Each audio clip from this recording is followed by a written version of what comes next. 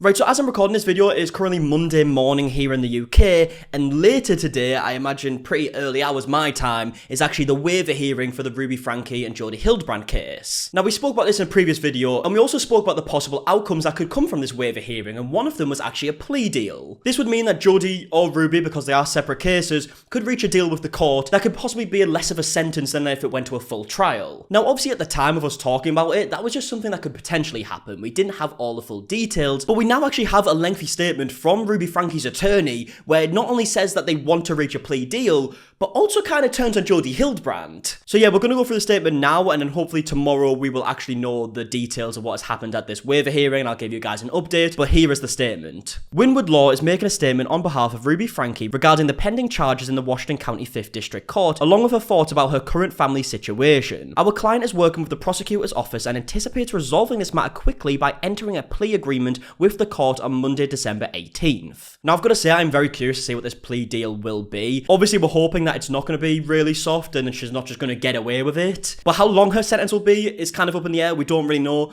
It's going to be interesting to see, but I'm hoping that justice will be served and it's not just going to be a light punishment. Ruby Franke is a devoted mother, right, and is also a woman committed to constant improvement. Right. Initially, Miss Franke believed that Jodi Hildebrandt had the insight to offer a path to continual improvement. Miss Hildebrandt took advantage of this quest and twisted it into something heinous. Now here's the thing, right? What she's saying about Jodi Hildebrandt is true. Like, this is stuff that she's done to many people. She has been brainwashing people for a ridiculous amount of time. That's just a fact. But the difference here is that we and many other channels and people on like threads and whatnot have been talking about Ruby Franke for years. Way before Jodi Hildebrandt was even in the picture. So how do you justify Ruby's actions before Jodi Hildebrandt was there? Are we just not going to talk about that? And also, Ruby Franke's been part of this whole brainwashing thing that's been going on the past few years with Connexions and Mums Are Truth. They were a partnership. So yeah, as much as I don't doubt for a second that Jodi has had a big impact in the way that Ruby's been acting over the last few years, Ruby wasn't exactly an angel beforehand, to say the very least. Over an extended period, Miss Hildebrandt systematically isolated Ruby Franke from extended family, older children, and her husband, Kevin Franke. This prolonged isolation resulted in Miss Franke being subjected to a distorted sense of morality shaped by Miss Hildebrandt's influence. Again, this is something that Jodi Hildebrandt does, I don't doubt that for a second. But there's a reason why I and many other creators made multiple videos talking about Ruby Franke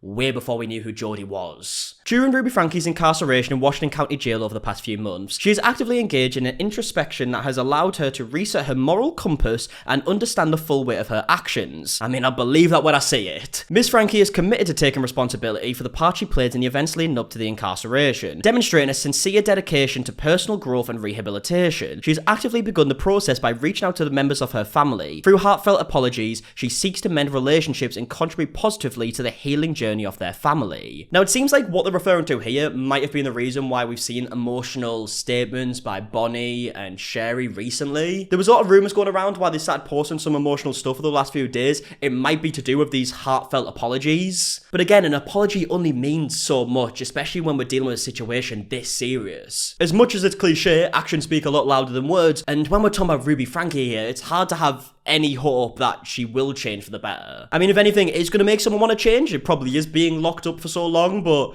I mean, again, Ruby Franke we're talking about here. All you can really hope for here is that the absolute best things happen for the kids. Like, they have went through so much over many years now. I can't imagine how horrible it has been, especially being a child, not really understanding what's going on. And I'm just hoping that the plea deal isn't going to be completely light. There's a lot of people assuming that it will be, which would be horrendous, especially considering how serious the allegations were against Ruby. But I guess we're just gonna have to wait and see. And remember, we're talking about Ruby Franke here. We still don't know if Jodi Hildebrandt is also going to try and reach a plea deal. We haven't heard anything about that as I'm making this video. So it'll be interesting to see what happens there. Maybe Jodi gets a different deal to Ruby. Maybe it's more of a harsh punishment. I don't know exactly how it's going to work. Ruby is aware that Kevin Franke has filed for divorce. While she is devastated by this news, she acknowledges and understands his anger and reasoning. Despite the pain, she respects his decisions and remains hopeful that with time, she can contribute to rebuilding trust and fostering understanding within her family. Ruby has offered her full cooperation to help the children reunite with their father. Now, the problem is her statements statements like this, it's hard to tell what is sincere and what isn't, because obviously in the statement, they're going to try and make Ruby seem as good as possible, making it seem as if she's changed and she understands where she went wrong and she wants to be better and all this stuff. But how much of it's true? Again, it's so hard to believe that Ruby Franke is going to change for the best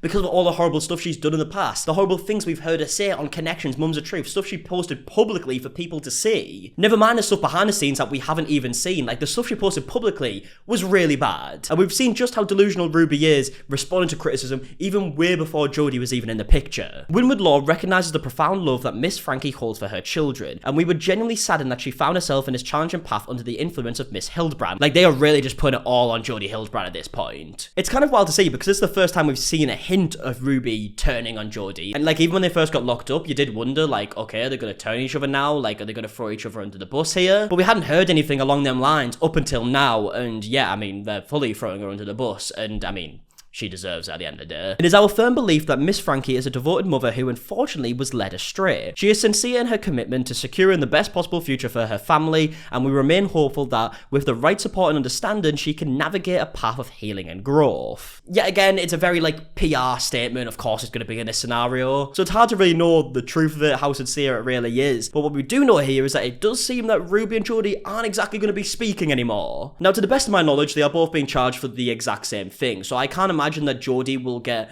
a harsher punishment because of the stuff she's done in the past, all the stuff we spoke about with previous victims, because that is stuff that she currently isn't being charged for, although she definitely should be. And there's actually a little add-on to the article here after the statement. It's by KUTV, and they spoke to a criminal defense attorney, Nathan Evershed, I believe it's pronounced, and he has said that he thinks the defense team put an effective narrative that points a finger at Hildebrandt. While he's not connected to this case, he said it's clear that they're trying to avoid a trial. Obviously, because if it does go to trial, it seems like the sentence would be a lot tougher. In this case, the mother doesn't want to see the children testify, Evershed said. In a case like this, where it looks like there's not a lot of criminal history, she's been in jail for a lot of time. What you're hoping for as a defense attorney is to avoid prison. I mean, if Ruby genuinely avoids prison completely in this, I feel like that would be disgusting, to say the least. With how serious the allegations have been, we're talking about children here, okay? It's absolutely heartbreaking to hear the type of stuff she's been doing. We're talking about a child who escaped a home with like their arms tied and wounds and whatnot. Like, we're talking about something completely disgusting here. And if she just avoids prison completely, I think there'll be a massive, massive uproar about it. I mean, yeah, she's been in jail for a few months now, but like,